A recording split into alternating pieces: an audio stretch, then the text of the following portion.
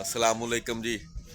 लो जी आ कल परदी हुई है पलस्तर ते ओ टीम बैठी है मेरी ओ नज़र आई जे ए परदी पलस्तर कीती ने ते अज दी जेह्ड़ी अपडेट है तुहानू उत्ते जाके चेक कराने आ। ए पौड़ी है जिन्हों तुसी लैडर आंदे हो ये तो मैं चढ़दा जाऊंदा मैनू डर ही है। ए वेंदे हो पे ए बैठे ने मेरी टीम।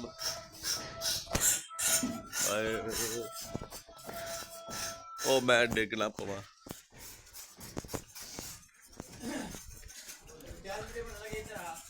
ए वेखो जी ए जनाब इन्हां कल कीती है।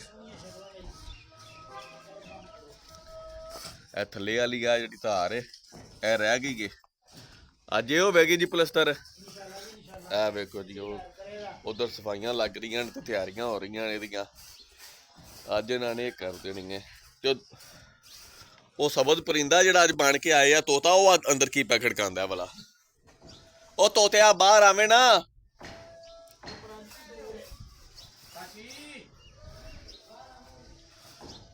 मेरी तो इन्नी कोई हिम्मत आ फटे ने मेरे को इतने चढ़िया नहीं जाना मैं तो वापस उतर चलना। ए भाई इम्तियाज ने इधर ए वेखो ए तोता आए अज। हाँ अंदर अज की क्या करना है वेखी मत मुछा वट देंदे मत आप उल्टी बादी लग जी। अज रोड़ी कुट रहे हो चलो मैं उधरों दी आके जरा वहाना वा तेरे भी कम जेडे है और मैं थले लै चला वा मेरे को नहीं उत्ते खलोता जाता मैनू डर आता है। ओ वेखो जी आ क्या बात है पर पता नहीं है सही है और दिसदा नहीं पिया उधरों दी आके बनाना उधरों चेहरा मुबारक जरा को ठीक आवेगा नाले अज तुहानू जरा अंदर दा माहौल वहाने अंदर की है हौली हौली हुण चेक कराइए तुहानू सारा। ए जनाब ए फिलहाल जरा को टैंपरेरी दरवाजा लाया गेट ए सेन हो गया ए एंट्रेंस है मेन इधरों है ड्राइंग रूम ए जनाब मेन एंट्रेंस हो गई ए लाबी है छोटी सारी ए ग्राउंड फ्लोर है असी उत्ते जाने सीधे थले वाली नेरा घेरा है ए जनाब सीढ़ियां ने ते ए सीढ़ियां दे उत्ते जिहड़ी लाबी बनती है छोटी जी वो है ए मेन बरामदा है इहदे अगे ग्रिल आई है। आ वेखो आ बैग और ध्यान नाल कुट रोड़िए कोई दंद ना कड।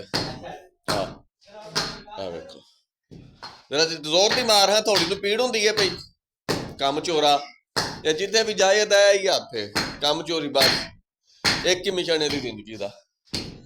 क्या बाहर जनाब सीन बनाए या छत ते फर्स्ट फ्लोर ते यह बाहर आउटर है परदी शर्दी जी है जनाब प्लस्तर हो गई है। इधरों है वे फ्रंट साइड है बन रही है सारी ना इस तरह ते अज जनाब करीब तो इंटरव्यू लेने जरा नाले तुहानू दीदार कराने जनाब मिस्त्री उमैर साहब। जनाब मिस्त्री उमैर साहब इधर जरा कैमरे वाल क्या बात है अच्छा जी क्या बात है कैमरा शर्मा गया जनाब इन्ना हुसन कट्ठा वेख के क्या बात है मेरा कैमरा झमके मारन लग पाया जरा इधर वेखो ना जरा जनाब। जनाब साडे वड्डे भाजी ने भाजी इधर वेख्या जे वाह माशाअल्लाह क्या बात है। कोई बंदा इन्हां दी उम्र जज नहीं कर सकदा मैं गारंटी देना कोई बंदा इन्हां दी उम्र जेड़ा इन्हां नूं जानदा नहीं इन्हां दी सही उम्र दसे मैं उन्होंने दलौर चीमिया दी 1 किलो पूरी बर्फी ओहदे घर पहुंचा देंगा जनाब।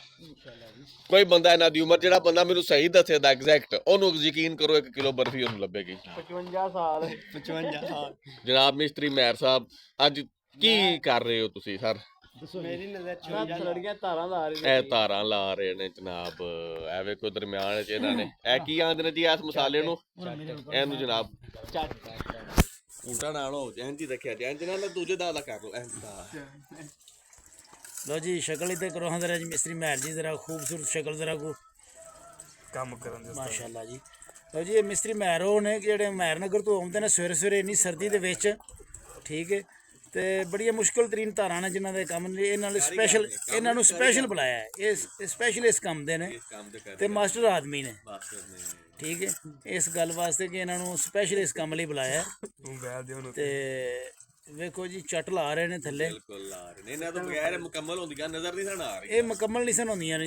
ਇਹ ਖਲੋਣੀਆਂ ਹੀ ਨਹੀਂ ਸਨ, ਕਿਸੇ ਕੋਲ ਪਲਸਤਰ ਹੀ ਨਹੀਂ ਸੀ ਖਲੋਣਾ ਇੱਥੇ ਜਿੰਨੀ ਦੇਰ ਤੱਕ ਮਿਸਤਰੀ ਮੈਰ ਸਾਹਿਬ ਨਹੀਂ ਸੀ। ਹਾਂਜੀ ਇਹ ਮਾਸਟਰ ਨੇ ਸਿਰਫ ਤਾਰਾਂ ਸ਼ਾਨਾਂ ਨਾਲ ਲਈ। ਦੇਖੋ ਇਹ ਕੋਲਗੇਟ ਦੀ ਮਸ਼ਹੂਰੀ ਦੇ ਰਹੇ ਨੇ, ਇਹ ਕੋਲਗੇਟ ਦੀ ਮਸ਼ਹੂਰੀ ਵੀ ਦੇ ਰਹੇ ਨੇ।